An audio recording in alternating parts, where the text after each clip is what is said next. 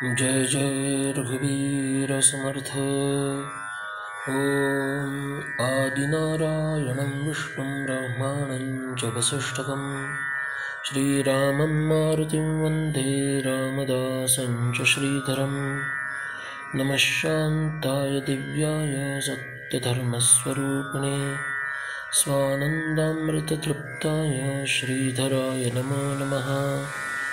गुरुर्ब्रह्मा गुरुर्विष्णुर्गुरुर्देवो महेश्वरः गुरुस्साक्षात् परब्रह्म तस्मै श्रीगुरवे नमः। जय जय रघुवीर समर्थ। ओम।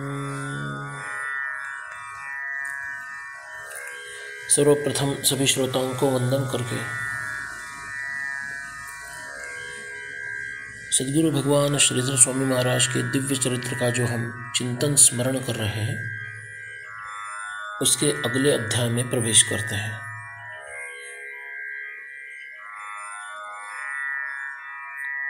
पिछले प्रवचन में हमने देखा था कि श्रीधर स्वामी महाराज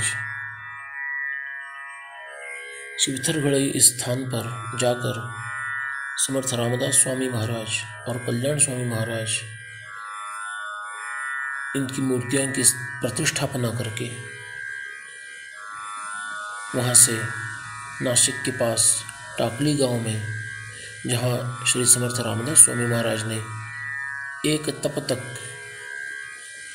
तपस्या किया था, उस स्थान में जाकर वहाँ दर्शन करके दासनवमी उत्सव करने के लिए वे बेलगांव आ गए। इस स्थान पर श्रीधर स्वामी ने मराठी और कन्नड़ इन दोनों भाषाओं में उपनिषदों पर सुंदर पद्धति से प्रवचन किया और लोगों को उपदेश किया। उस समय पर मराठी और कानड़ी इस विषयों पर लेकर वहाँ पे संघर्ष चल रहा था। फिर भी श्रीधर स्वामी के इस उपदेश से वहाँ का संघर्ष क्षीण हो गया, शांत हो गया।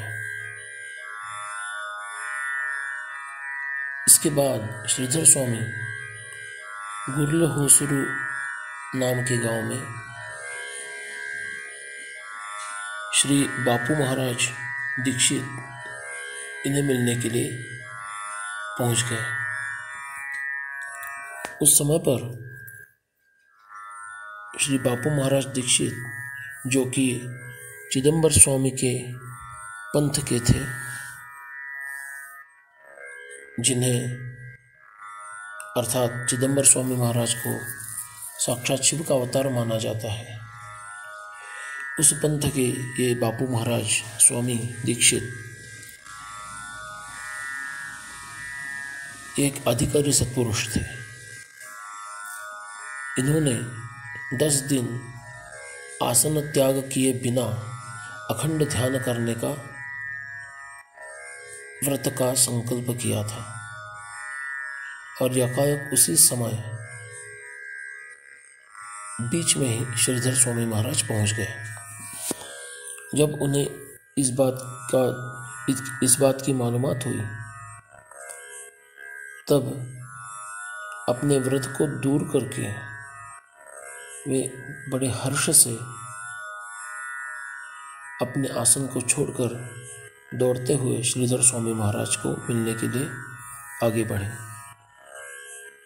प्रातःकाल 4 बजे ये सब घटना घटी, क्योंकि स्वयं बापू महाराज दीक्षित श्रीधर स्वामी को चिदंबर महाराज का ही अवतार अर्थात प्रत्यक्ष चिदंबर स्वामी ही आए हैं, यह भावना करके उन्हें मिलने गए थे।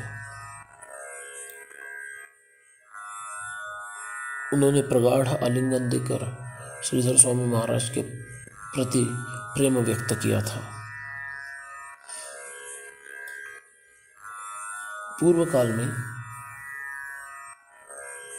इन बापू महाराज दीक्षित की जो छोटी सी कन्या थी, जिसका नाम चंद्रकला था, उसे सिर में एक अर्बुद या फोड़ा हुआ था। बहुत उपाय करने के बाद भी वह ठीक नहीं हो रहा था। तब श्रृंगेरी क्षेत्र में श्रीधर स्वामी महाराज थे।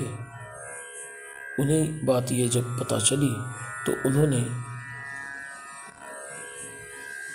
उनके पास होने वाला जो भस्म था उसे वेद मंत्रों से अभिमंत्रित करके उस बेटी को दिया और कुछ ही दिनों में यह चंद्रकला ठीक हो गई।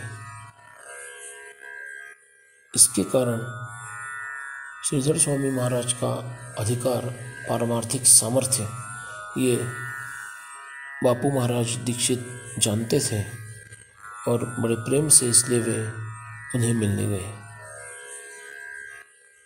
बाद में स्वामी जी धारवाड़ गए और धारवाड़ से मैंगलोर जाकर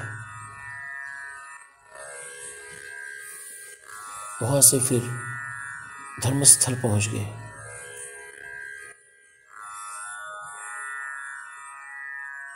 धर्मस्थल में धर्म कार्य करते हुए, आध्यात्मिक उपदेश करते हुए, भक्तों के संकट का निवारण करते हुए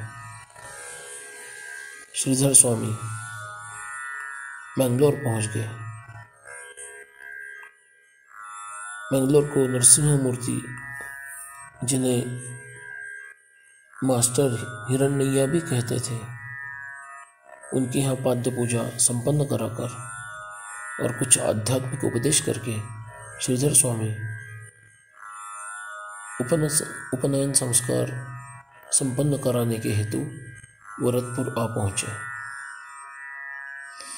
श्रीमद् शंकराचार्य जयंती के दिन वरदपुर में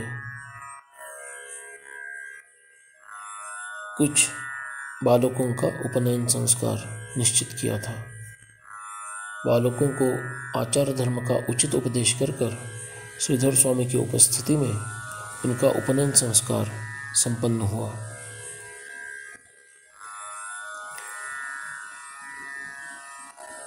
उसके बाद श्रीधर स्वामी बेंगलोर पहुंच गए। बेंगलोर में भी भक्तों को प्रवचन और आध्यात्मिक कृतियाँ, साधन मार्ग यह बताते हुए श्रीधर स्वामी ने धर्म जागृति की और 2 वर्ष का एकांतपूर्ण चातुर्मास करने के उद्देश्य से वे उनके सद्गुरुदेव श्री समर्थ रामदास स्वामी महाराज के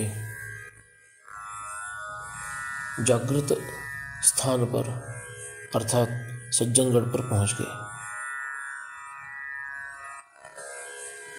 2 वर्ष तक श्रीधर स्वामी महाराज का दर्शन नहीं होगा, यह जानकर महाराष्ट्र के अनेकों भक्त सज्जनगढ़ पर आ पहुंच गए। सबकी उत्कंठा को शांत करके श्रीधर स्वामी ने एकांत सेवन का निश्चय कर लिया। उनके साथ जो भी साधक थे उन लोगों ने इस समय में 13 कोटि राम नाम जप करने का निश्चय किया, जिसे त्रयोदशाक्षरी राम नाम मंत्र भी कहते हैं। गुरु पूर्णिमा संपन्न होने के बाद श्रीधर स्वामी का एकांत प्रारंभ हुआ। त्रयोदशाक्षरी राम नाम मंत्र का 13 कोटि का संकल्प भी पूर्ण हो गया, किंतु श्रीधर स्वामी का एकांत में कठोर तपस्या के कारण 1.5 वर्ष में ही स्वास्थ्य बिगड़ गया। इसलिए उन्हें पुणे ले जाया गया और वहाँ से फिर बेंगलोर लाया गया। बेंगलोर में उनका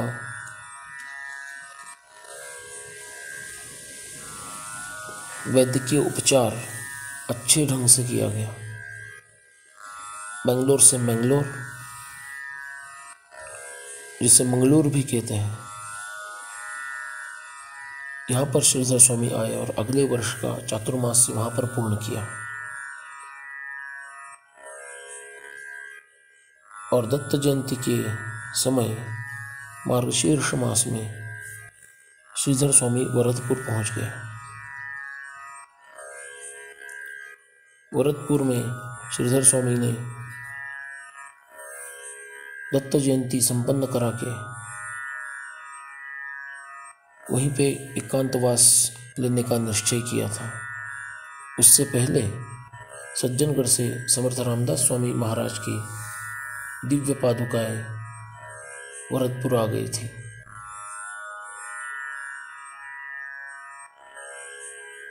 उन पादुकाओं के समक्ष श्रीधर स्वामी महाराज ने संस्कृत, कन्नड़ और मराठी इन तीनों भाषाओं में धर्मोपदेश किया। इसके बाद अचानक से यह समाचार आ गया कि स्वयं श्री श्री अभिनव विद्यातीर्थ महास्वामी महाराज श्रृंगेरी मठ के शंकराचार्य ये स्वयं अपनी गाड़ी से वरदपुर श्रीधर स्वामी को मिलने के लिए आ रहे हैं। जैसे वे पास में आ गए, श्रीधर स्वामी स्वयं उन्हें ले आने के लिए पैदल चलते हुए आगे गए। श्रीधर स्वामी को देखते ही शंकराचार्य जी ने गाड़ी रोक ली और वे भी गाड़ी से उतरकर उन्हें मिलने के लिए आगे बढ़े। बड़े प्रेम भाव से दोनों का मिलन हुआ। श्रीधर स्वामी ने कहा कि आप गाड़ी में बैठ जाइए, यही उचित होगा, किंतु उन्होंने मना कर दिया क्योंकि श्रीधर स्वामी के प्रति उन्हें बहुत बड़ी आस्था और प्रेम था। उन्हें आदरपूर्वक मठ में लाया गया। वहाँ पर धर्म का महत्व और श्रीधर स्वामी द्वारा किया जाने वाला धर्म जागृति और आध्यात्मिक प्रवृत्ति का कार्य, इसकी सराहना श्रीमद् शंकराचार्य जी महाराज ने की। श्रीधर स्वामी ने भी कुछ शब्दों के द्वारा भक्तों को धर्मोपदेश किया। शंकराचार्य जी गौशाला में गए और वहाँ पे उन्होंने मंत्राक्षता भरी हुई थाली में गौओं को खिलाना प्रारंभ किया। वह सभी मंत्राक्षताएं गौओं ने समाप्त कर दी और उन्हें इतना हर्ष हुआ कि हर्षभरित वृत्ति से वे श्रीधर स्वामी को आलिंगन देकर बड़े प्रेम से उनसे वार्तालाप करने लगे। इस समय सभी भक्तों ने बड़े जयकारे लगाए, सनातन आर्य हिंदू धर्म की जय। और जगत गुरु शंकराचार्य स्वामी महाराज श्रीधर स्वामी को कहते कि आप ही श्रीमद् शंकराचार्य जी महाराज का कार्य आगे बढ़ा रहे हैं, आप धन्य हैं।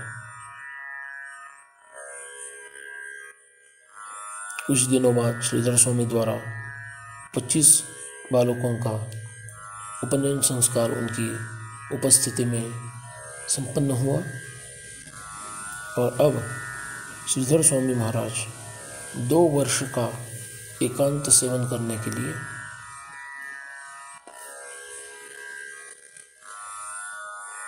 उस टीले के ऊपर जो कुटिया थी वहां जाने के लिए प्रस्तुत हो गए।